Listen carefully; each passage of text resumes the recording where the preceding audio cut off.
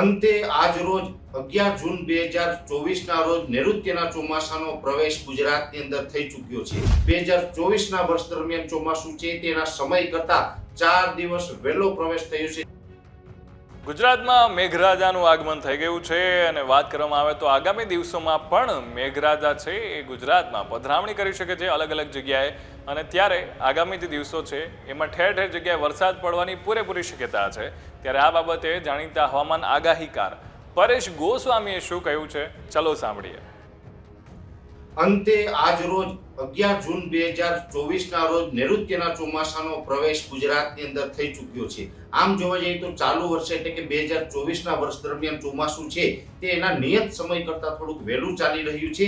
19 મે 2024ના રોજ નૈઋત્યનું ચોમાસું આંદોબાર નિકોબાર ટાપુ ઉપર નોંધાયું હતું। એ પછી નોર્મલ તારીખ જે 1 જૂન છે, 1 જૂને ચોમાસું છે કેરળમાં આવવું જોઈએ એની જગ્યાએ 29 મેના રોજ મોડી રાત્રે કેરળની અંદર ચોમાસાનો પ્રવેશ થઈ ગયો હતો। એટલે આંદોબાર નિકોબાર ટાપુ ઉપર પણ ચોમાસું વહેલું આવ્યું, કેરળની અંદર પણ ચોમાસાનો સમય કરતા વહેલો પ્રવેશ થયો હતો।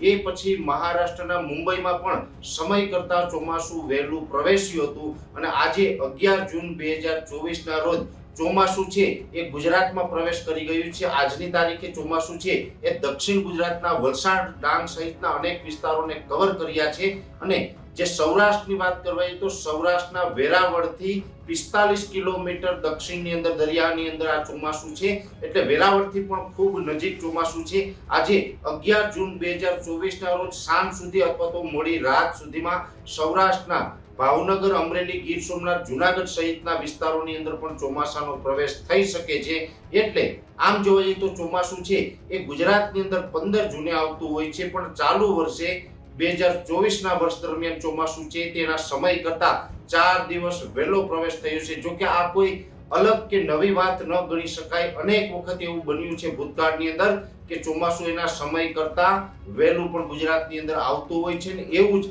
ચાલુ વર્ષે બન્યું છે। સમય કરતા 4 દિવસ વહેલું છે એ ગુજરાતની અંદર ચોમાસું બેસી ગયું છે। આજથી નિરંતર નૈઋત્યના ચોમાસાની ગુજરાતની અંદર વિધિવત રીતે શરૂઆત ગણી શકાય અને અત્યારે જે પ્રમાણે દક્ષિણ ગુજરાતની અંદર ચોમાસું આવી ગયું છે અને આજે મોડી રાત સુધીમાં સૌરાષ્ટ્રના પણ અમુક વિસ્તારોને કવર કરશે। એ પછી ધીમે ધીમે આગળ વધશે એટલે મધ્ય ગુજરાત અને ઉત્તર ગુજરાત સુધીના વિસ્તારો છે, એટલે કે જૂન મહિનો પૂર્ણ થાય એ પહેલા ગુજરાતના તમામ વિસ્તારોને નૈઋત્યનું ચોમાસું આવરી લે તેવી શક્યતાઓ છે। ચોમાસાની શરૂઆત છે આજથી થઈ ચૂકી છે અને આવનારા દિવસની અંદર ચોમાસું ખૂબ સારું રહે એવી પણ એક આશા છે।